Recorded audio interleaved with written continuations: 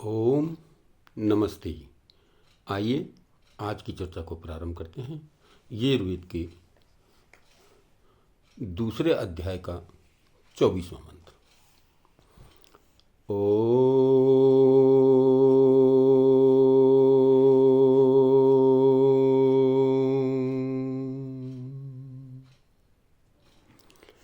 संवर्चसा पयसा सन्तनुभिर्गन्महि मनसा संशिवेन त्वष्टा सुदत्रो विदतातुरायो नुमष्टार्यु तन्वो मार्ष्टु तन्वो यद्विलिष्टम।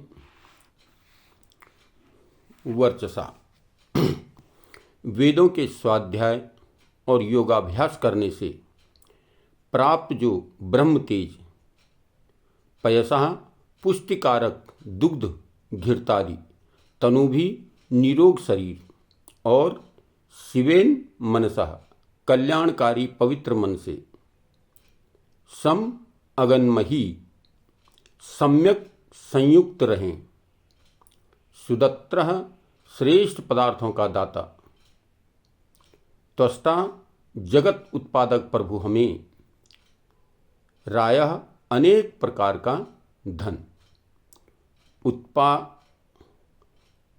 उपघातक पदार्थ हों उसको अनुमार्ष्टु शुद्ध करें व दूर करें। तो देखिए, बहुत ही सुंदर तरीके से इसमें भी बताया गया है। वेद मंत्र में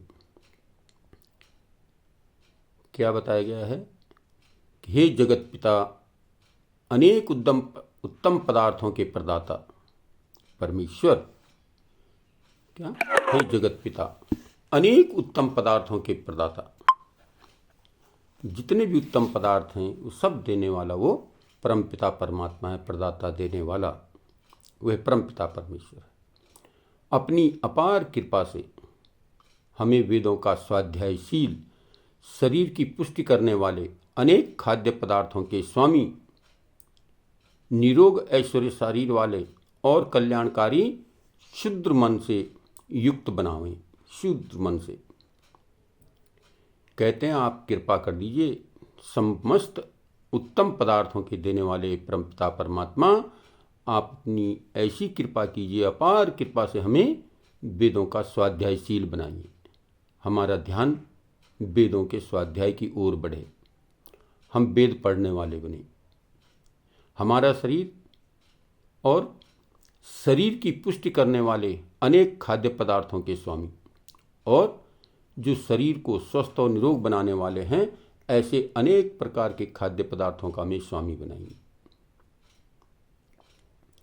निरोग ऐश्वर्य शरीर वाला और कल्याणकारी, निरोग ऐश्वर्य, ऐश्वर्य को प्राप्त करते हुए, निरोग रहते हुए और कल्याणकारी मन वाला बनाइए। हमें इस प्रकार से युक्त कर दीजिए प्रभु कि हम निरोग हों, ऐश्वर्यशाली हों, स्वस्थ शरीर वाले हों और शुद्ध मन वाले हों, कल्याणकारी मन वाले हों। हमारे अंदर कभी भी अकल्याण की भावना न बने, ऐसा हमें बना दीजिए प्रभु। ऐसी कृपा आप कर दीजिए, क्योंकि आप अनेक उत्तम पदार्थों के प्रदाता हो, देने वाले हो। तो हमें भी कुछ इस प्रकार का पदार्थ दीजिए कि हमें वेदों का स्वाध्यायशील बनाइए। हमारे लिए जो शरीर के लिए उत्तम योग्य पदार्थ, भोग्य पदार्थ हैं, उनको आप हमें दीजिए और मेरे इस मन को शुद्ध कल्याणकारी वाला बना दीजिए। हे सकल जगत के स्वामी इंद्र, संपूर्ण जगत के परमात्मा इंद्र, इंद्र ऐश्वर्यशाली और संपूर्ण जगत का स्वामी होने से उसे इंद्र भी कहा गया। हम कभी दरिद्री, गरीब, दीन, मलिन, पराधीन, रोगी न हो। हमें इस प्रकार से बनाइए कि हम धनवान हों, बलवान हों, गुणवान हों, किसी के अधीन न रहें, स्वाधीन होकर के हम अपने जीवन को बिताएं, किंतु सुखी रहते हुए उत्तम उत्तम पदार्थों के स्वामी हों और सुखपूर्वक जीवन व्यतीत करते हुए, सुखी रहते हुए जितने भी उत्तम पदार्थ हैं वह मुझे प्राप्त हों। तो इस प्रकार से इस मंत्र में प्रार्थना की गई है कि प्रभु आप समस्त ज्ञान विज्ञान समस्त धनों के भंडार हो, प्रदाता हो। एक तो भंडार है और उसमें से आप प्रदाता भी हो, देने वाले हो। जो भक्त जिस प्रकार से इच्छा करता है, श्रद्धा और भक्तिपूर्वक इस कामना को करता है, तो उसकी आप कामना पूर्ण करते हो।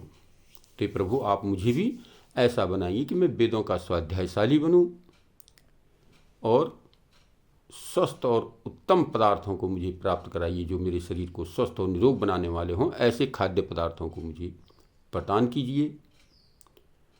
वेद का स्वाध्यायशाली बनूं, मेरा शरीर स्वस्थ हो, निरोग हो, पुष्टिकारक हो, बलवान हो और कल्याणकारी मन वाला हो। ऐसे मेरे शरीर को कर दीजिए प्रभु। इतनी कृपा दृष्टि कर दीजिए कि मैं आपका भक्त बनकर आपका गुणगान करता हुआ अपने जीवन को सफल और श्रेष्ठ कर सकूं। तो इस प्रकार से इस मंत्र में ये प्रार्थना है कि हम अपने जीवन को उन्नतमय बनाने के लिए उस परमपिता परमात्मा की प्रार्थना करते हुए उत्तम उत्तम पदार्थों का सेवन करते हुए हम कभी भी मलिन विचार वाले, कमजोर शरीर वाले, है ना, कम बुद्धि वाले न बने, बल्कि हम बुद्धिमान हों, बलवान हों, यशवान हों, निरोगी होकर के स्वस्थ पूर्वक जीवन व्यतीत करें। तो ऐसी इस मंत्र में कामना की गई है। तो हम उस परमपिता परमात्मा से ही प्रार्थना और याचना करें कि हम इस जीवन को सुख और शांति पूर्वक व्यतीत करने के लिए प्रभु हम आपकी शरण में हैं। आप मुझे वेदों का स्वाध्यायशील बनाइए। तो आइए आज की चर्चा को यहीं पर विरमित करते हैं। ओम शांति।